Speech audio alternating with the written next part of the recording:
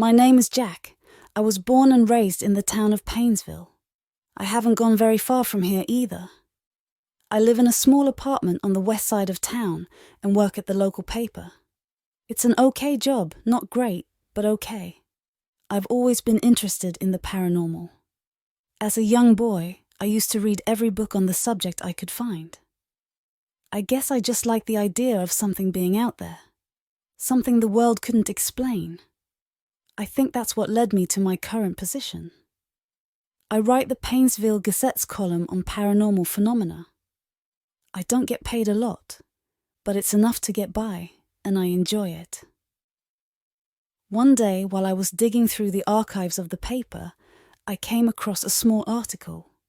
It wasn't very long, and the headline was less than exciting, but it grabbed my attention all the same. It read, "Maple Street house disappears once again." Underneath the headline was a small picture of a nice-looking house. A little too nice, if you ask me. The house wasn't anything special, but it was definitely nice. There was a white picket fence around it and what looked like a small garden in the front yard.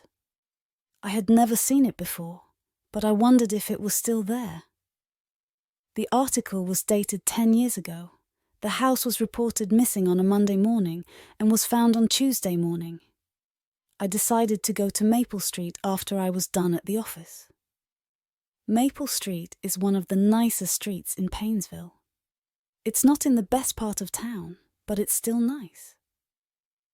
Most of the houses are very well maintained, especially the one at 1547 Maple Street. I parked my car in front of 1547 and got out. I didn't see anything that looked like a garden, but there was a white picket fence. It wasn't very big, and it wasn't in great shape, but it was there all the same. I walked up the driveway to get a better look at the house. The windows were all closed, and the porch light was on. I was about to knock on the door when I heard a voice. "What are you doing here?" a man's voice asked. I turned around and saw a tall man, probably in his late 20s, walking down the driveway from the next house over. He had a beard and was wearing a baseball cap. I was just looking at the house, I said. I read an article in the paper that said it disappeared 10 years ago. "Yeah, it did," the man said. "It was gone for a whole day. Then it just came back. I don't know how, but it did. You wouldn't happen to know who lives there, would you?" "Yeah, I do," the man said. "I don't know who they are or where they came from, but I know they're not from around here." "How do you know?" "They don't leave their house. They don't talk to anyone. They don't even get their mail. The mailman has to leave it on the porch." "That's a little strange." "Yeah, I know. That's what I thought too." "Do you know if they're home?" "No, I don't. I've never seen them come in or go out." "Would you mind if I took a look around?" "No, I don't mind, but you might want to hurry up. It's going to be dark soon." I walked up to the front door and was about to knock when I heard the man say, "Do you want me to wait for you?" "No, I'll be fine," I said. "Thanks for your help." I knocked on the door and waited. I didn't hear anything, so I knocked again. Still nothing. I was about to knock a third time when I heard the sound of a lock being turned. The door swung open, and a young woman was standing there. She had long brown hair and was wearing a white sundress. "Can I help you?" she asked. "I'm sorry to bother you," I said. "I'm just a journalist. I was wondering if I could ask you a few questions." The woman didn't answer. She just stared at me. I wasn't sure if she was going to say anything, but then she finally said, "Do you want to come in?" "Yes, thank you," I said. "I would appreciate that." I walked through the door and into the house. It wasn't anything special, but it was nice. The walls were painted a light green, and there was an old couch in the living room. There was a coffee table in front of the couch with a few books on it.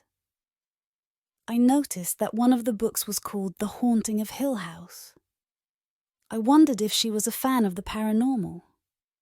"I'm sorry," the woman said. "I don't get a lot of visitors. I just don't know what to do." "That's okay," I said. "I understand.